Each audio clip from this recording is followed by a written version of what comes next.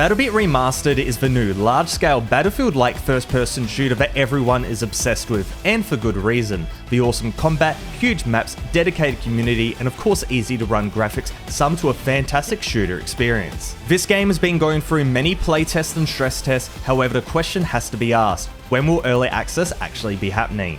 This and more has been answered, so today we'll be seeing what's happening to the future of BattleBit and my opinions about it. So let's get straight into it. When video games launch on Steam, their first few weeks are by far the most important. People get their first impressions and early reviews are submitted, but also the play count is maxed, servers are pushed to the limit, and faults will be seen. Many promising games like Battlefield 2042 for example have had a terrible launch and as a result completely destroyed their reputation. The BattleBit developers are well aware of this and want to ensure early access goes as smoothly as possible, but there are multiple things in the way of this, many of which are detailed in a blog post we'll be dissecting today. BattleBit is an extremely popular game, with each of the Saturday stress tests reaching huge player counts. This Saturday was the most prime example, with the 6-hour test reaching a peak of 23,575 players, which is nuts and is the most this game has ever seen. Now, for the game experience to be stable, lots of high quality servers are required, not only in the main regions of North America and Europe, but also Asia, Australia, Latin America, and so on. Many new games forget these smaller regions, which is a big step towards killing your game. They explain that finding server providers for NA and EU is straightforward, however for Asia and Brazil it's 12 to 60 times more expensive, but they're continually working to find more server providers for these smaller regions, which is awesome. Simply, for BattleBit to be successful, they must bite the bullet and work out a server solution for these smaller regions. The low-spec, large player count nature of BattleBit is a unique aspect in the shooter scene and gamers globally are waiting for it. To summarize a complex issue, BattleBit has been hit by crippling DDoS attacks over the last couple months. Now, the developers are using Cloudfire on the master servers and backend to protect against this, however, due to the huge costs associated with it, game servers aren't protected.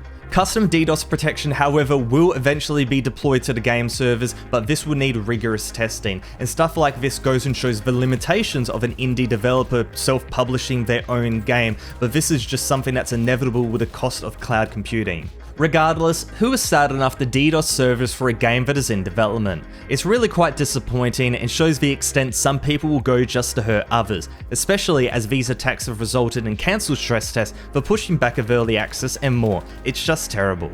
Before moving on, if you're enjoying this video and want to keep up with the latest on BattleBit and new FPS games, feel free to subscribe and tell me in the comment section below what FPS games you want me to check out next. Cheaters is the next issue on the block, and the reality is that every game will have them. However, FPS games are particularly prime targets. The devs explain that because BattleBit is made in the extremely popular Unity engine, hacking tools are bound to exist. To stop this, they've implemented an easy anti-cheat, but it hasn't been performing as well as it needs to, so they're looking for another anti-cheat to replace it. They also explained that there are backend changes they can make, but this may affect performance, so balancing this will be difficult and needs time to get right. As a result, community moderation is important, either by reporting in-game or sending clips to the team. They state that a key problem is that the report system can be abused, which is true, but I think there is a bigger problem in that community moderation does not scale well.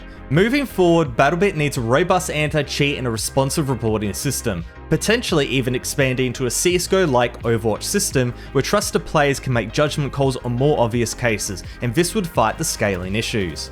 Obviously, to that extent, it's more of a down-the-line problem, but the problem still exists right now. Cheaters will exist in early access and playtests, and they need some way to go and combat that, and hopefully a powerful anti-cheat can do exactly that. Content is required for a game to succeed, and BattleBit is no exception. In BattleBit, there's lots of maps, weapons, classes, etc. However, the game mode sizes have been ignored a little as the emphasis has been on 127 versus 127. Moving forward, the devs state they want polished, playable, small servers in game modes too, and I totally agree as that's a core part of any shooter. In BattleBit's case, the huge scale of this game and the dynamicness of the large battlefields, there's already so much to play with, so adding this on top of it, I don't think anybody's going to be bored anytime soon.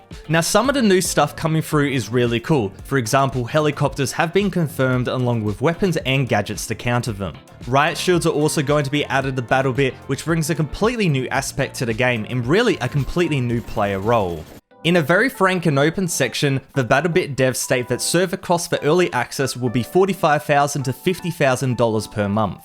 This price will come down assuming the amount of players will drop from initial release. However, given the amount of hype, who knows, BattleBit could become even more popular. Regardless, the problem remains. They have around 55k from Patreon and they want around 2 months of cash on hand, so they need to generate funds fast. To do this, they've converted their Patreon to a cost of $15, i.e. the game's standard price, which will effectively function as a pre-order but also with the Patreon benefits, and you only need to pledge for 1 month to get the key.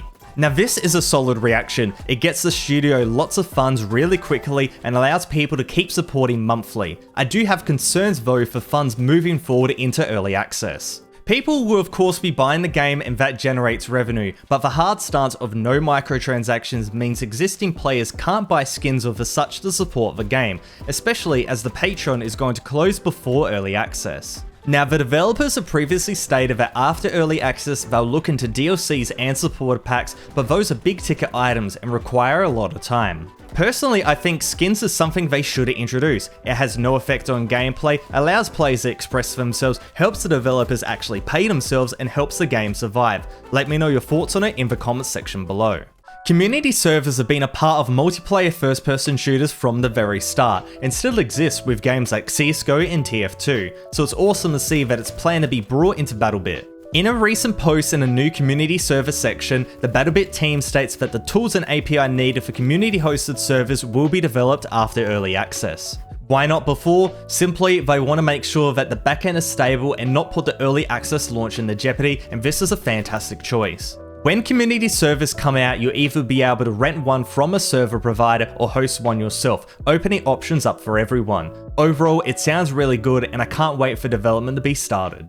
A very important point to make is that BattleBit is really an irregularity in the early access scene. Most games will do in-house testing, perhaps a few betas, and then launch into early access quite early and build the game up from there.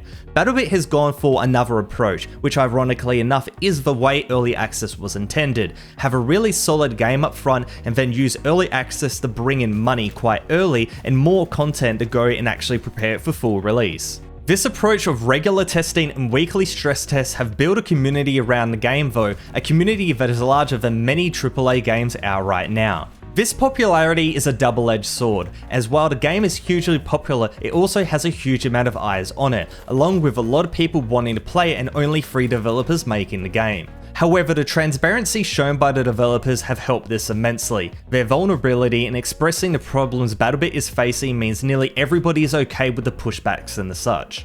The point for this section is just to say that the developers have done a fantastic job with BattleBit, handling popularity and the issues and the problems along with the growing pains, and it's definitely a game worth playing.